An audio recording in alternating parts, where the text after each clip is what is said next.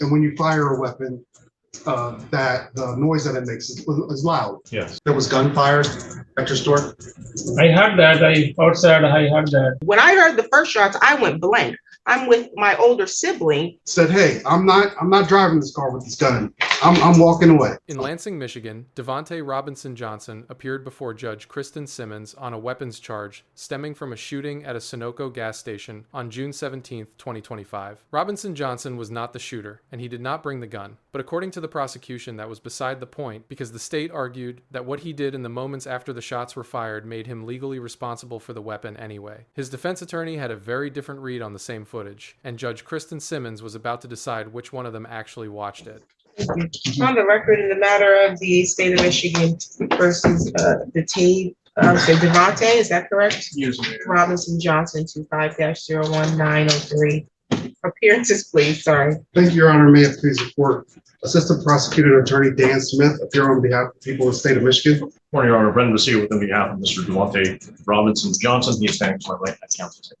Okay, this was scheduled for an exam on a weapons charge. My understanding is that we are ready to proceed. Yes, the people are ready to proceed, Your Honor. Likewise, Your Honor. Any preliminary matters? Your Honor, we have been able to obtain a copy of the defendant's conviction that establishes his disability. This is just, you did come up with. We did. Okay. So we want to admit that. Thank I've you. seen it, Your Honor. It is certified. Therefore, for the purposes of preliminary examination, no objection. Thank you. Any other preliminary matters? No, people are prepared to call us first witness. You can call your witness. Your Honor, if we could have a witness sequestration order. just for the Sequestration is purposes- ordered. It's officer witnesses only, correct? No, there was one. There's a lay witness? Yes, Okay, how many witnesses do you have? 2, Your Honor. Okay, sounds good. There's no witnesses in the courtroom, correct? No. You can proceed. You can have a seat, sir. People call Detective Troy Johnston to the stand. You solemnly swear or affirm the testimony you're going to give is the truth and the whole truth under penalty of perjury. Yes, I do. You can have a seat. First name Troy, Troy. Last Johnston, Johnston. You can proceed. Thank you, Your Honor. Officer Johnson, are you currently employed? Yes, I am. Where are you employed? I work for the Michigan State Police. And what is your assignment? I'm a detective assigned to the Lansing Major Case Unit. And I'm gonna take you back to June of 2025. Were you working in your current capacity at that time? Yes, I was. And I want to speak with you about, well, at that time, were you involved in an investigation of a shooting that occurred at the Sunoco on 1700 Willow? Yes, I was. Is that in the city of Lansing, Yes, it is. the Ingham County, Yes, state of Michigan? yes. Okay, so I want to just talk about your involvement in that shooting. How were you made aware of that shooting?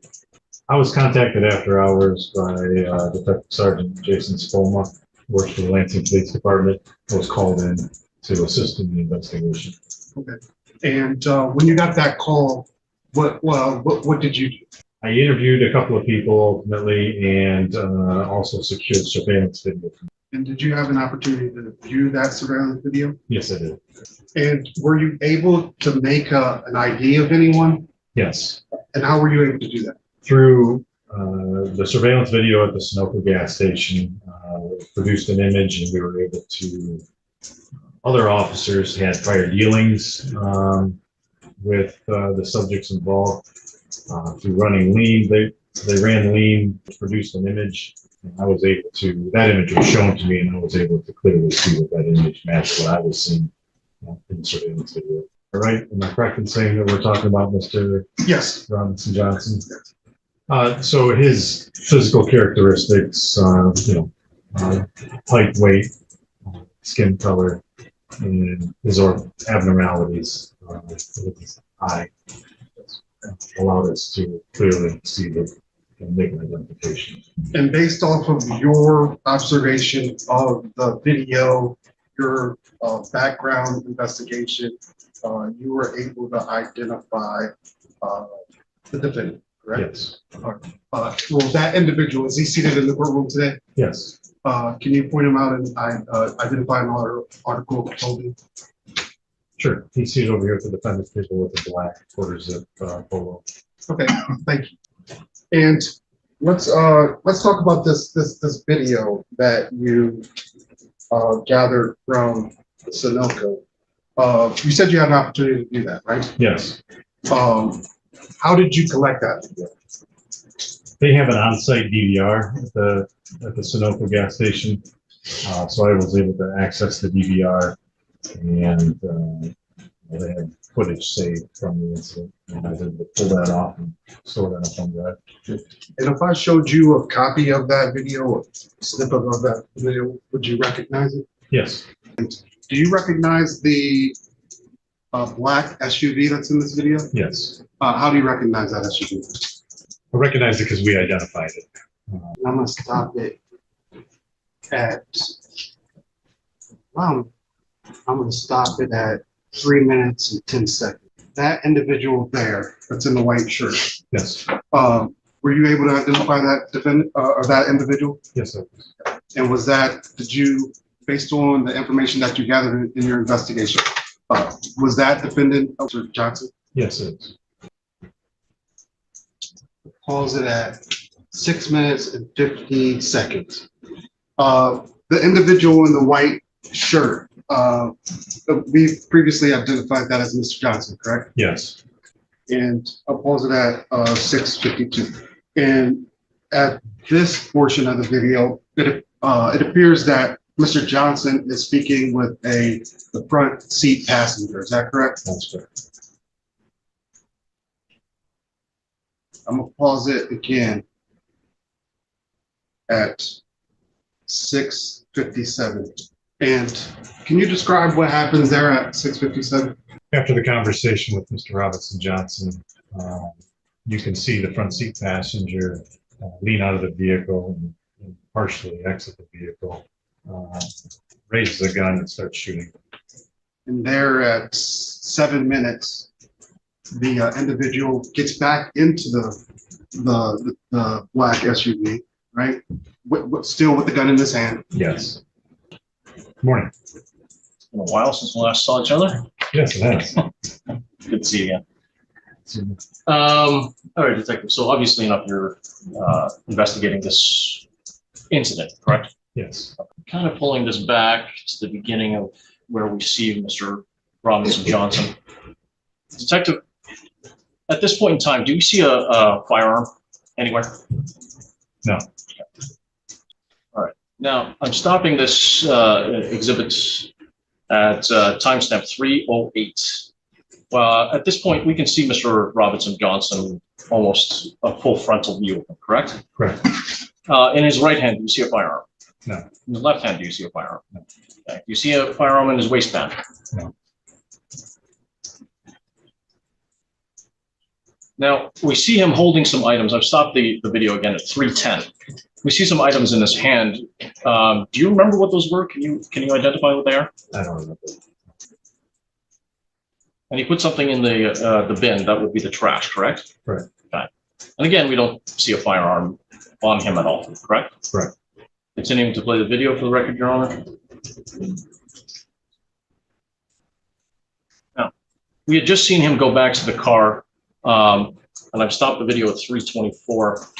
He did not, he closed the door, correct? Yes. And even while he's at the car, he did not retrieve anything, just close the door, right? It did not appear that he did. All right. Now, at this point, he's entered into the store, correct? Correct. And for the record, that's at 3:29. Now, at this point, I've stopped the video at 5 minutes and 59 seconds. We see a gray car drive up, correct? Correct. You investigated that car, correct? Yes. There are eventually going to be two individuals exiting that vehicle. Is that right? No, there's three. There's three. My apologies. Thank you.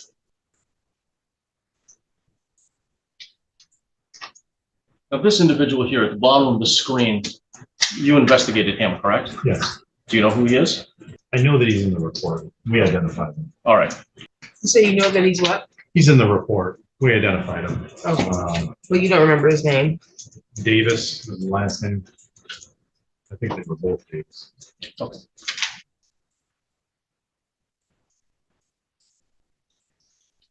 So these are the three individuals that, sorry, I stopped the video at 6:20. These are the three individuals that exited the gray vehicle, correct? Yes, And the person at the very top wearing the white shirt, that's a female, is that correct? that's correct. And the other two were the two males that you later identified, correct? Yes. Now, to be fair, at this point, we don't see any firearms, correct? Correct. And for the record, I've stopped it at 6:24.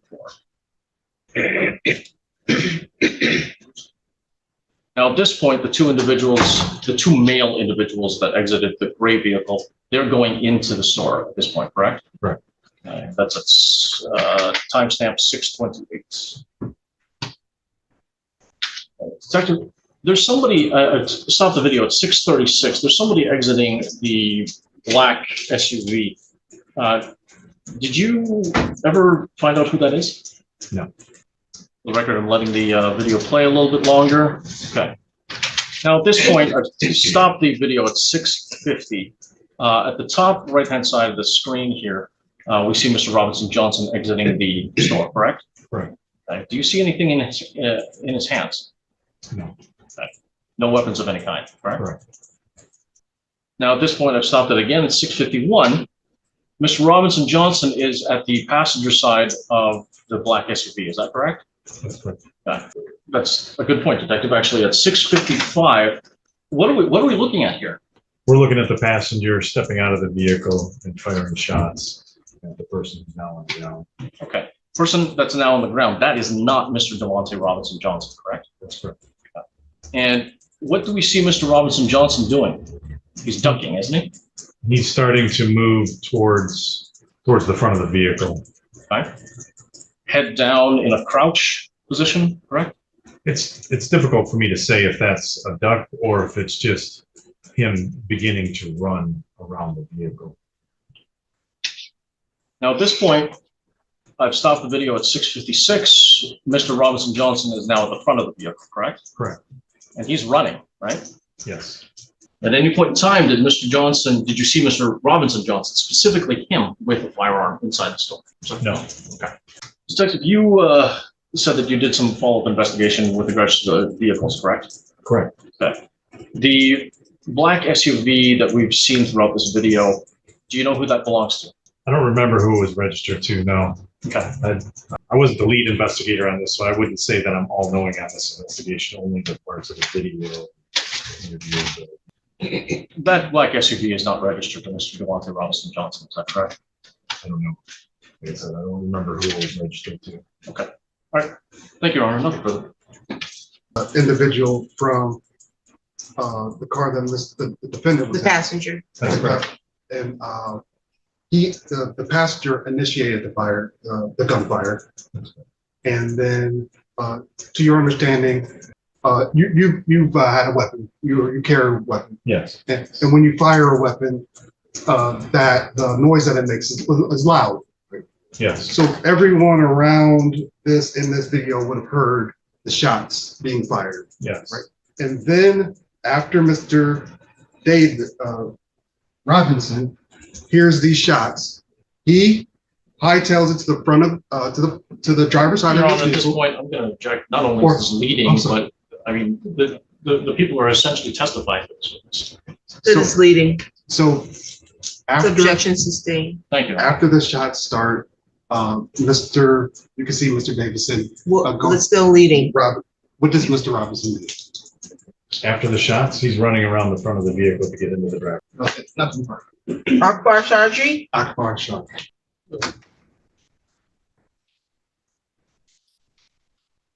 solemnly swear or affirm the testimony you're going to give is the truth and the whole truth under penalty of perjury. Yes. You can have a seat. Mr. Chaudhry, Yes. I am gonna ask you a few questions about an incident that happened at Sonoma. Sure. Are you currently employed there? Yes. How long have you been employed there? 14 years. 14 years. June 17th of last year, right? It's a long time ago, right? Yes. I'm gonna direct your attention to approximately 2:15 on June 17th. Were you employed and at the Sunoco at Yeah. that time? Yeah. So my question to you is, was there anyone that you remember from that day, June 17th, Yeah. that's in court today? Yeah. Who is that individual? Can you point that individual out? Individual that it happened, I work over there, that's why I witness over there. That's why I came here today. Was there was gunfire at your store? I heard that, I outside, I heard that. Then I look at video too, then somebody tried to shoot other people. Was the I gunfire don't know. loud? I have no clue what he just said. Yes, a lot. It was loud? Yeah. And you were there? Yeah, I work in just at that time. You know, there was some gunshots, right? Yeah, I'm It sure. was loud. Yeah, You were working at the register yeah, and there was a person that was in your store that day, right? yeah, Is in the court today. yeah. Who was that individual? Any people here? Yeah, That guy buys stuff inside in my store. right. Yeah. He buys stuff and going outside. Somebody tried to shoot. I don't know. He shoot. Somebody him shoot. I don't know. Because I pay attention to other customers. Okay. Yeah, I heard that in shooting. That's it. Okay. Yeah, he buys stuff and go. And then you heard the gunshots. Yeah. Okay, Your Honor, I would like. You know, as a No, I no, pay. Oh, you're okay. fine. Your Honor, I'd like to please let the record reflect that the witness has identified the defendant, Mr. Robinson Johnson, as the individual on June 17th. Any objection to identification? For the purpose of the pre-one, no. Noted. No further questions. Thank you. Good morning, sir. One. You said that you heard some shooting, correct? Yes. Heard it from inside the store, right? Not inside and outside. Shooting in outside. Shooting is outside. Yeah. Okay. You were inside the store. I work in inside and just You didn't see who was shooting. no. I see in video. Then boss gave him video. His video is cry. Okay. Yeah. I never seen outside who that shoot it. Then I see in video. Then it's clear everything right. Thank you, Your Honor. Nothing further. May this witness be- No, Oh, you have yes. some more questions? No further questions. Thank you, Mr. Chaudhry. Thank you. You're welcome. Yes, thank you. You can leave now. Thank you so much. In this case, Mr. Robinson Johnson is charged with carrying a concealed weapon. I think the issue comes down to in this case is about carrying, what that means. This charge, the people have to prove that the defendant did carry a dangerous weapon, to wit, a pistol, whether concealed or otherwise, in a vehicle operated or occupied by said defendant. Our argument for count one is simple. We saw the video, we heard testimony that the defendant exited the driver's side of his vehicle. He went inside the store for 5 minutes or so. He came back out. There was a conversation between himself and the passenger. At some point, the passenger of his vehicle produced a weapon. Shots were fired. You heard testimony that gunshots are loud. As you saw from the video and you heard from the testimony, the individual that brandished that weapon, who shot that weapon, then got back into the car. Robinson Johnson got back into the driver's seat of the car, and that weapon was transported away. He drove away at a high rate of speed after this conclusion. Our argument is simply not that he himself possessed the weapon, because I don't believe that the sole basis for what we need to prove in order to find him guilty of. We just need to know that he was aware that there was a weapon in the car and that he drove that car with that weapon in it. Clearly, from the testimony that you heard, there was loud gunshots. He saw the gunshots. He ducked. He ran to the driver's side of this vehicle. He saw his passenger with that gun go back into the vehicle. He could have said, "Hey, I'm not driving this car with this gun. I'm walking away." Facts. He could have said that. He could have did that, but And then what could have possibly happened if he didn't get back in the car and retreat based off what we saw? I'm sorry. We saw the video together? Yeah. And that was going to be my question to you. What was the options during this time? And when you see your passenger pull a gun, shoot at an individual, we now know also has a firearm. I'm sorry, are you under her supervision or is she under yours? She Okay, because I'm talking to you and she's talking to you too. just wants to help you. Okay. What was his option? he sees this passenger, pulls a firearm, shoots at the subject, and then we now see that the subject, and we know from the officer's testimony, had a firearm either at this point in his, at least under his arm, possibly, officer couldn't remember it, in his hand, who knows. But then it falls, and then this person shoots back. What is the, what was the defendant supposed to do? Is he supposed to stay there and not get in the vehicle and then possibly get shot? Well, again, I believe that's a matter for trial, but he could have. That's not a question of fact for any of these elements. He could have run away. Because you were the one who said what he could have done. So I'm asking you, well, yeah, but wouldn't that have put him at risk for getting shot? You were the one who introduced that he could have done that. He could have run away. He could have ducked. He could have ran down the street. He could have ducked underneath the car. Ducked up. Okay. Under the front portion. Absolutely. But again, he decided to get inside the car after that, hearing shots with the weapon, after seeing his passenger make shots and get back into the car. Again, under at least the theory of constructive possession, Mr. Robinson took control of the car with the gun, and he transported that gun away. And for that reason, we asked hold on the probable cause standard that he operated a motor vehicle, or occupied. He was in a motor vehicle that he knew a pistol was in, and that he took part in carrying or keeping. Yes, we're going to ask that you. Mr. Basiga. Thank you, Your Honor. Certainly, I'm not going to belabor the point. The court has seen the video. My submission, I think it's, well, first and foremost, there's no evidence that Mr. Robinson Johnson had any knowledge that there was a firearm in the vehicle before the shooting.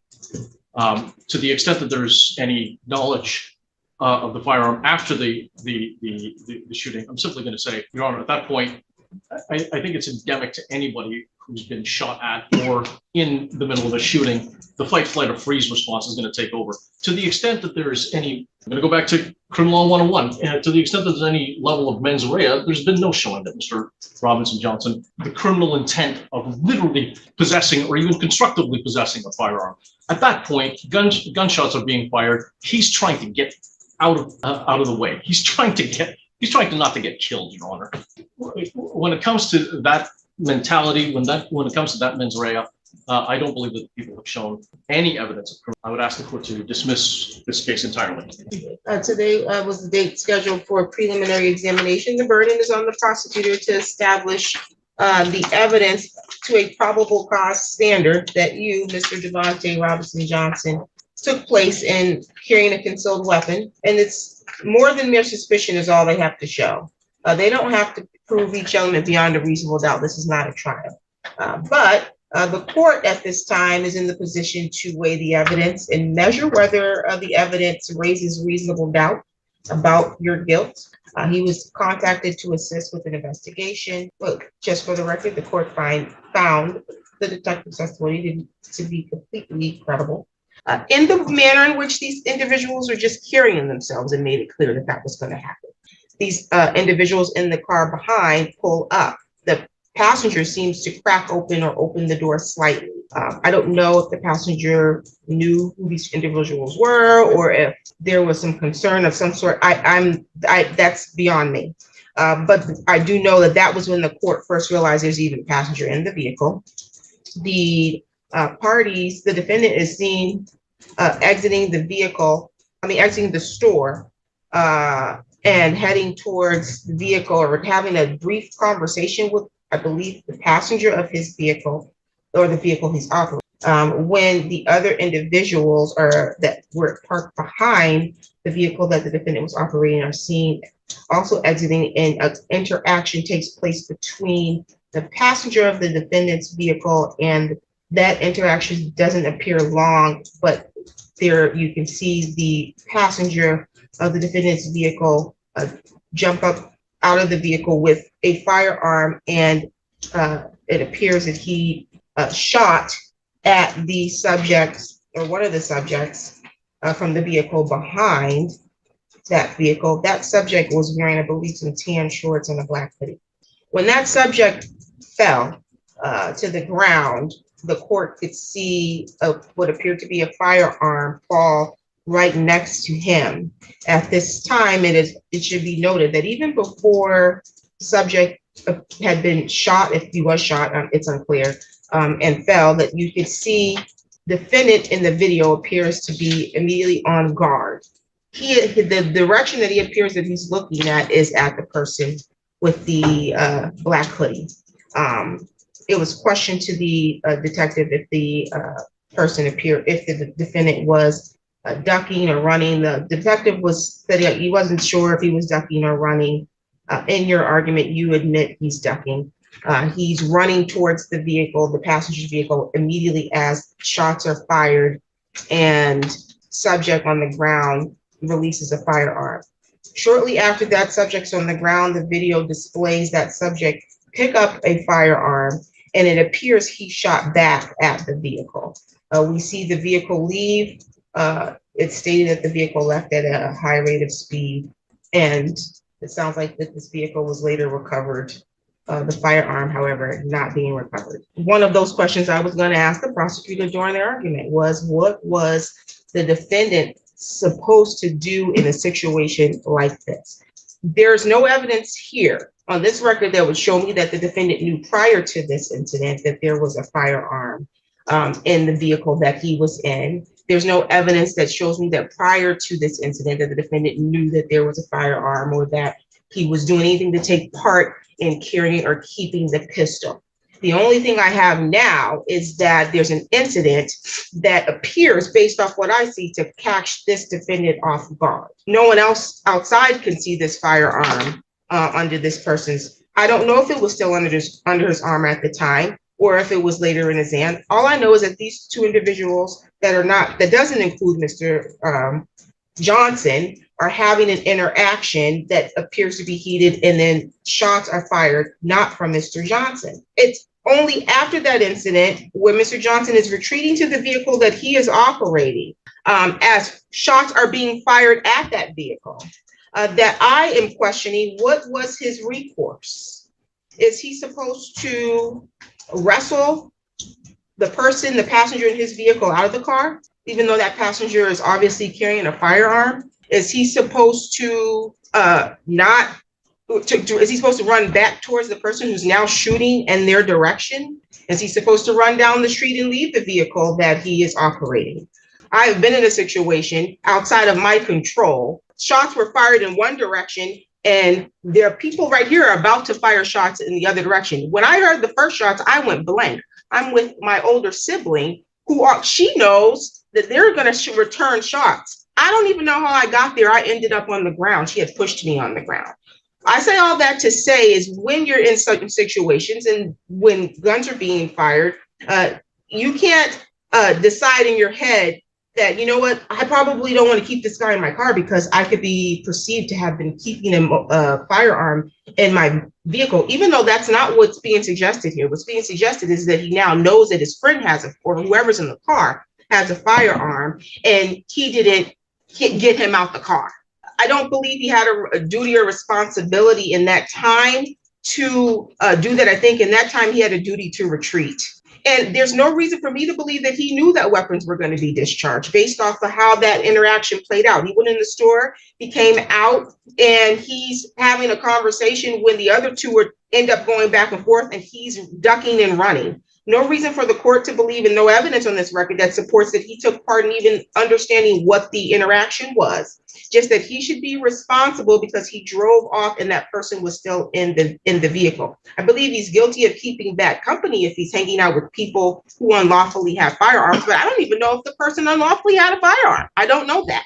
I know nothing about who this passenger was. I don't know if the firearm was pointed at this person first and this was a self-defense. We know nothing about that. All I know is that there was an interaction that was not taken at his bequest, and that he pulled off, and I'm not going to find him responsible for pulling off while gunshots are being fired in his direction because the person who was the passenger also got in the vehicle. I think this is a poorly charged case.